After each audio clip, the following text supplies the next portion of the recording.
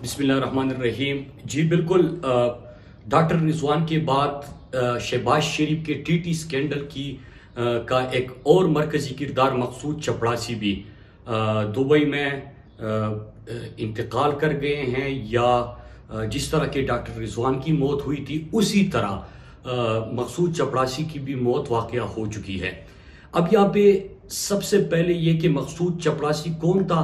मकसूद चपड़ासी वही किरदार, और पूरी पाकिस्तान में मेरे ख्याल से आम पाकिस्तानी भी उसको जानता होगा कि जो शहबाज शरीफ के टीटी स्कैंडल है उसका एक मरकजी किरदार था, और उसके नाम पे करोड़ों अरब रुपए जो है वो जाली टीटी के जरिए मुंतकिल हुए। अब वो खुद एक चपड़ासी था, 15-16 हज़ार रुपये उसकी तनख्वाह थी, लेकिन जैसी ही शहबाज शरीफ के खिलाफ ये तमाम सबूत जमा हो गए, इकट्ठे हो गए, जैसी ही केस आगे बढ़ा तो मकसूद चपड़ासी को इन्होंने पाकिस्तान से मफरूर करवाया। दुबई में वो मुकीम था, और अभी खबरें आ रही है कि डॉक्टर रिजवान के बाद जो एक काबिल तरीन ऑफिसर था डॉक्टर रिजवान, उसके ऊपर बड़ा प्रेशर भी था, बड़ा दबाव भी था, क्योंकि एक माफिया की वो तहकीकात कर रहा था। तो उसकी तरह मकसूद चपड़ासी की भी मौत वाक़या हो चुकी है। अब डॉक्टर रिजवान ने, आपको याद होगा कि उसके ऊपर दबाव भी बहुत था, क्योंकि इस माफिया के एक स्टाइल है, ये पहले खरीदने की कोशिश करते हैं, जो भी इनके खिलाफ तहकीकात करते हैं,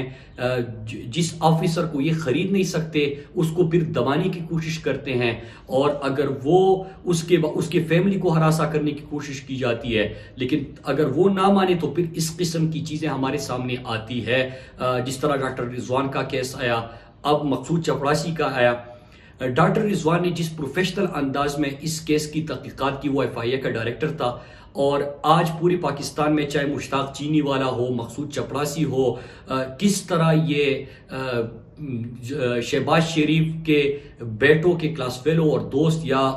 उनको किस तरह एडवाइजर लगा दिया जाता था, फिर किस तरह वो जो मुख्तलिफ मेगा प्रोजेक्ट्स होते थे, करप्शन का पैसा वो इकट्ठे करते थे, किस तरह गाड़ी में भरा जाता था, फिर मॉडल टाउन के घर मुंतकिल होता था, फिर यहाँ से मनी लॉन्ड्रिंग के जरिए बाहर जाता था, और जाली टीटीओ के जरिए वो पाकिस्तान आता था। और टीटीओ का वो, अगर आप उसमें जितने भी इनके घर के अखराजात थे, इनके बेगमात के अखराजात थे, उनके लिए घर खरीदने थे, वो तमाम अखराजात भी ये जो टीटी स्कैंडल है इससे अदा किए जाते थे, जो पाकिस्तानी कौम का पैसा था।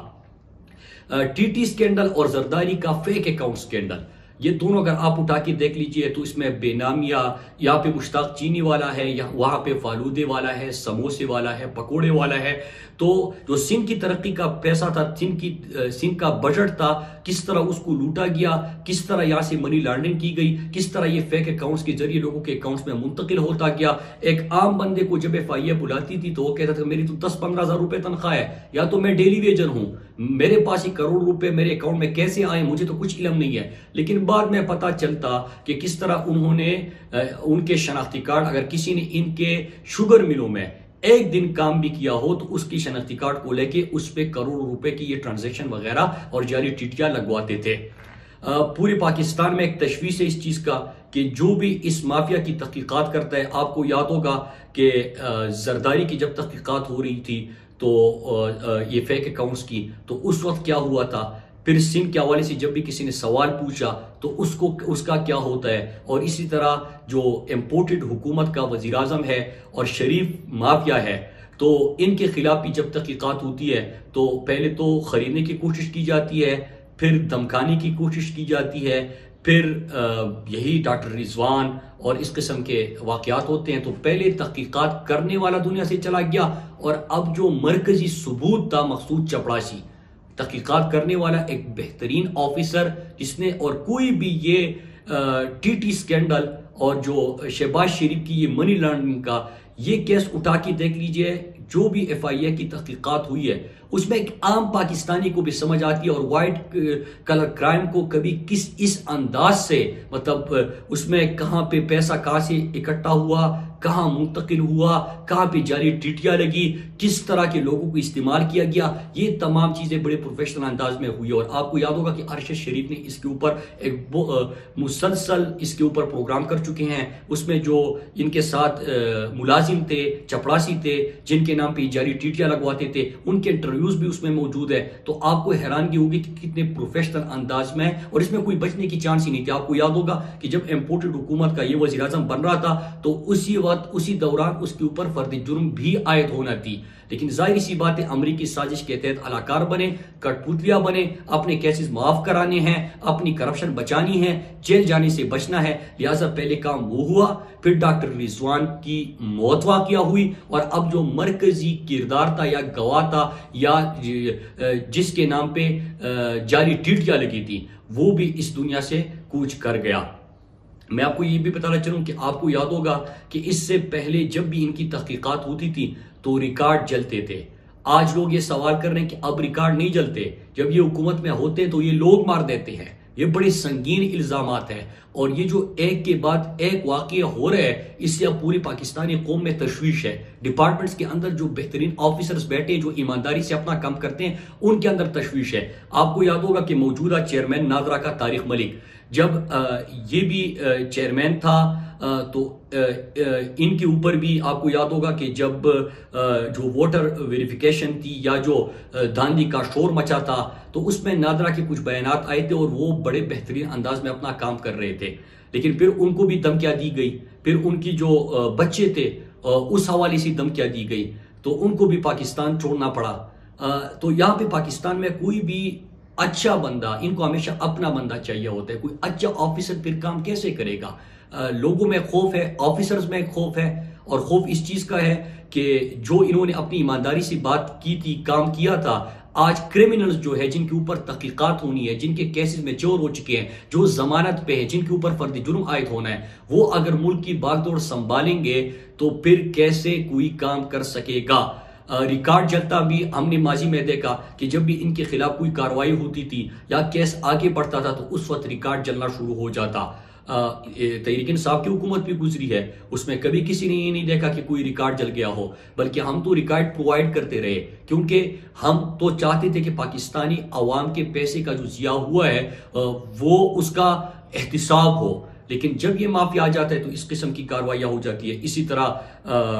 फेक अकाउंट्स की JIT में आपने देखा,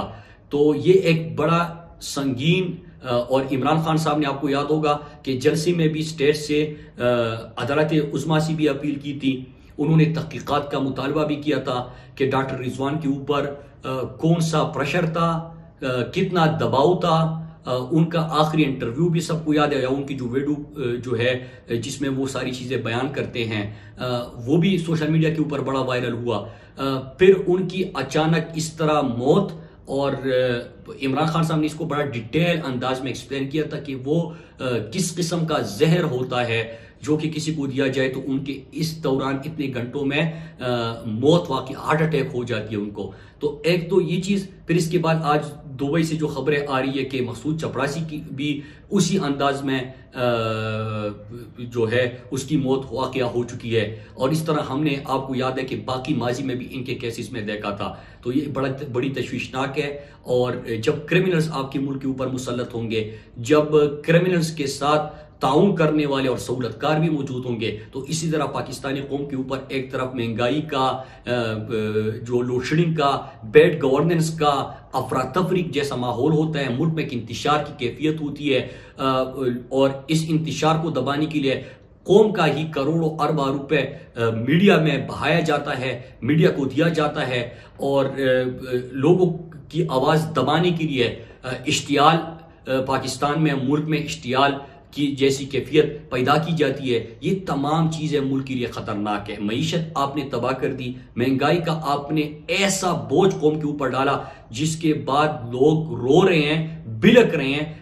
आपने बैड गवर्नेंस की इंतहा करते हुए इस गर्मी में लोगों को की चीखें आप सुन रहे हैं कि किस तरह वो बिलक उठे हैं गर्मी में, कि 12-12, 18-18 घंटे रोशनी की वजह से आपने उनको तबाह कर दिया। लोग पेट्रोल लेने के लिए कतारों में खड़े हैं, लेकिन दूसरी तरफ अपने केसेस जो मेच्योर हो चुके हैं, जिनके ऊपर फर्द जुर्म आयद होना है, और